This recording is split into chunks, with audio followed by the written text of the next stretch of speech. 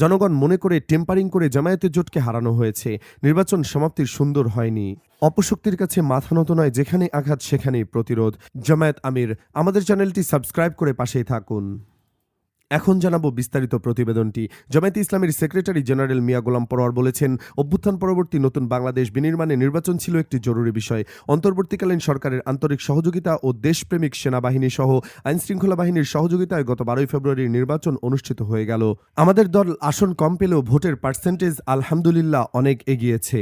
নির্বাচিত দল বিএনপি 2 শতাধিক আসন পেলেও ভোটের পার্সেন্টেজে মাত্র আমরা 2.7% পিছিয়ে। তিনি বলেন, জনগণ পরিবর্তনের পক্ষে রায় দিয়েছে সত্য, কিন্তু নির্বাচন সংশ্লিষ্ট ইঞ্জিনিয়ারিং অনেক আগে থেকেই চলে আসছে আমাদের দেশে। আপনারা টেলিভিশনে দেখেছেন, সংবাদ মাধ্যমে জেনেছেন, আমাদের আমিরে জামাতসহ 11 দলীয় নির্বাচনী ঐক্যের পক্ষ থেকে ইসিতে 32টি আসনের ব্যাপারে অভিযোগ জানানো হয়েছে। জনগণ মনে করে টেম্পারিং বা বিভিন্ন মেকানিজম করে আমাদেরকে হারানো হয়েছে।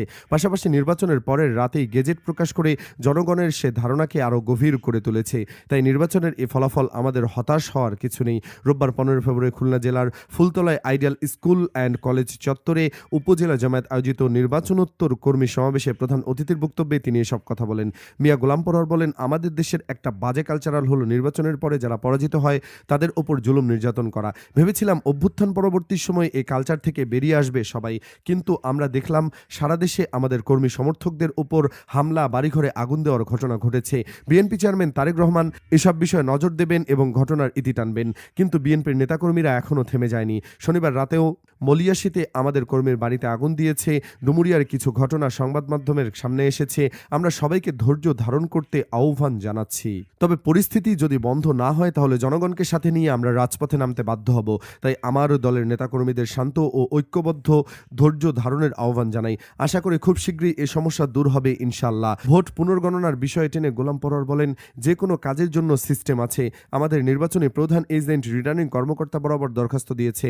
ডিসি মহোদয় ভোট গণনা করে দিলেই তো সবার জন্য ভালো হয়, কিন্তু আইনের কিছু বিষয় রয়েছে। যেহেতু তড়িঘড়ি করে গেজেট প্রকাশ করা হয়েছে, সেহেতু এখন আদালতে মামলা দায়েরের মাধ্যমে আদালতের রায় সাপেক্ষে গণনা হবে। তাতে কিছু লেট হতে পারে। এজন্য আপনারা বিচলিত হবেন না, ধৈর্যের সাথে পরিস্থিতি মোকাবেলা করবেন। তাছাড়া আপনারা ইসলামী আন্দোলনের কর্মী, আমাদের সকল কাজ হবে আল্লাহর সন্তুষ্টির জন্য। সুতরাং আমরা ক্ষমতা গ্রহণ করলে যেমন উচ্ছ্বাসের কিছু নেই, তেমনি পরাজয়ের হতাশাও কোনো কারণ নেই। এদিকে জাতীয় নির্বাচনের সূচনা সুন্দর হলেও সমাপ্তি সুন্দর হয়নি বলে মন্তব্য করেছেন বাংলাদেশ জামায়াতে ইসলামীর সহকারী সেক্রেটারি জেনারেল হামিদুর রহমান আজাদ। তিনি বলেন, এবারের নির্বাচনে বড় সহিংসতা দৃশ্যমান ছিল না, তবে ভোটকেন্দ্র পরিদর্শন করতে গিয়ে আমরা অসুস্থ পরিবেশ খেয়াল করেছিলাম। ভোটগ্রহণ সূচনা সুন্দর হলেও সমাপ্তি সুন্দর হয়নি। প্রচুর জাল ভোট হয়েছে, কালো টাকা ছড়ানো হয়েছে। নির্বাচন প্রশ্নবিদ্ধ করার জন্য নানা উপাদান ছিল। তিনি আরও বলেন, এবারের নির্বাচনে ইলেকশন ম্যানুপুলেশন করার কিছু কার্যক্রম আমরা লক্ষ্য করেছি। যেমন কোনো কেন্দ্রে সেখানে কর্তব্যরত অফিসাররাও নিজেরা ব্যালটে সিল মারার কাজে লিপ্ত ছিলেন বলে অভিযোগ আছে। দলীয় কর্মীরাও সিল মেরেছেন। আবার ভোট গ্রহণের সময় ভয়ভীতি ছড়ানো হয়েছে। ভোটকাস্টিং কম হয়েছে, ভীতিকর পরিবেশ তৈরি করা হয়েছে। আমরা যারা 11 দল একসঙ্গে ইলেকশন করেছি তাদের পক্ষ থেকে বারবার কমিশনকে বলা হয়েছে, কিন্তু এটার কোনো সন্তোষজনক পদক্ষেপ গ্রহণ করা হয়নি।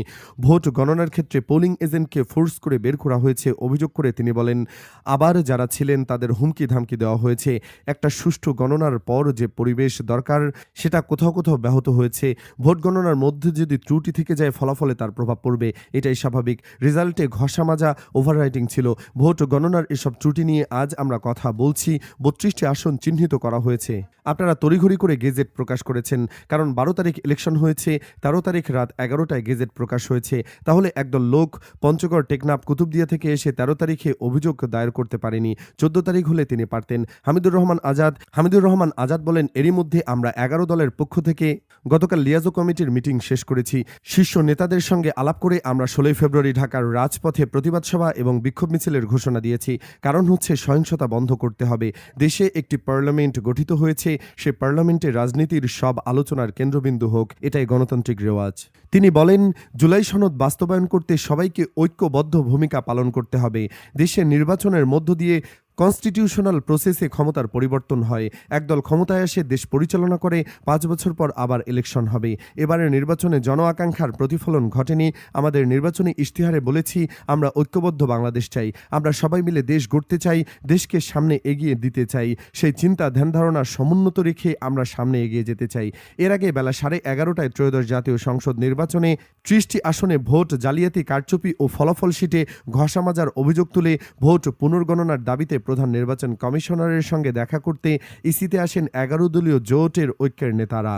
এদিকে ত্রয়োদশ জাতীয় সংসদ নির্বাচন পরবর্তী দেশের বিভিন্ন জায়গায় একটি বিশেষ দলের উচ্ছৃঙ্খল হামলা, ভাঙচুর, অগ্নিসংযোগের ঘটনা কোনো দুর্বলতা প্রদর্শন না করে প্রতিরোধ গড়ে তোলার আহ্বান জানিয়েছে জামায়াতে ইসলামীর আমির ডক্টর শফিকুর রহমান।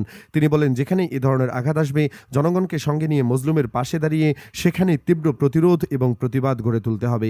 স্ট্যাটাসে নির্বাচনোত্তর পরিবেশে আপনারা দেশবাসী সবাই কেমন আছেন জানতে চেয়ে তিনি বলেন, দেশের বিভিন্ন জায়গায় থেকে ভাই বোনদের ওপর একটি বিশেষ দলের কিছু উচ্ছৃঙ্খল আচরণ, হামলা, ভাঙচুর, অগ্নিসংযোগ, এমনকি 11 দলের প্রতীকে ভোট দেওয়াকে কেন্দ্র করে আমাদের সম্মানিত নারীদের শ্লীলতাহানির মতো বেদনাদায়ক ঘটনার খবর দেশের বিভিন্ন প্রান্ত থেকে আমাদের কাছে আসছে। তিনি বলেন, ন্যায় ও সত্যের উপর ইনশাআল্লাহ আমরা অটল থাকব। কোনো অপশক্তির কাছে আমরা মাথা নত করব না।